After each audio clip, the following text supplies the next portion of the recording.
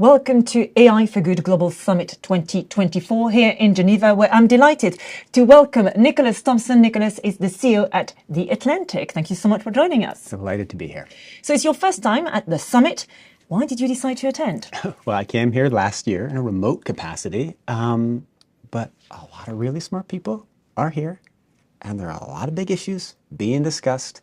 And for me, my job as CEO of The Atlantic is to figure out where AI is going, how it's going to change media. So there's a lot for me to learn in this group. You announced a partnership with OpenAI yesterday. Can I ask you about the Breaking rationale news. of the move? Breaking news? Well, related to what I just said. So my view is that AI is the most important force changing the media business. And so we've been looking at and following very closely all the big large language model companies, looking at the way they have partnered or not partnered with different media companies. And we started negotiating. And so we have a deal that gives us some compensation for the use of our data, that makes it easier that in future iterations and future products released by OpenAI for people to find our stories. I care a lot about this because, as you can see and everyone can see, Google search, which is the main way people come to The Atlantic, is changing dramatically. We don't know what's going to end up happening, but my guess is that fewer and fewer people are going to discover websites like The Atlantic. So I would like The Atlantic and other serious publications to be part of whatever the next iteration of search is. And so I want to be partnered with OpenAI for whatever role they play in that. And then the third part of the partnership is product and engineering, where we will work with their developers to try to figure out tools that are helpful on the business side of The Atlantic, maybe work with them as they figure out what good AI can do for this wonderful, wonderful industry.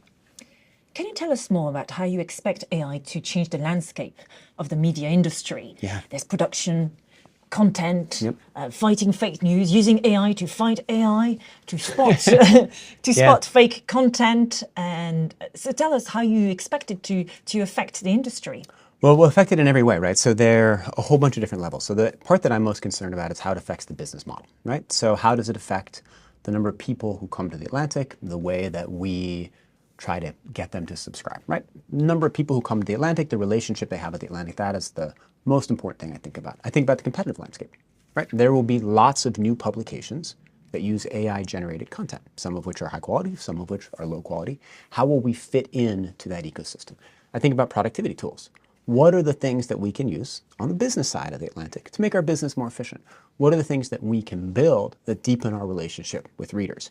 There's a whole bunch of questions about how the editorial team will use AI. We have very strict standards. We would never use it in a written story, never use it to write a sentence. The other questions are for the editorial team to figure out. And then there are the questions that you just mentioned about how we deal with the plethora and influx of fake news and deepfakes. And my hope is that what happens is that there's like a flight to quality, and that trusted, respected brands that have built up capital with their readers become more important as the internet is flooded with this mayhem. But that's something that we'll see about. And how do you think AI can help us address the various challenges we are facing today?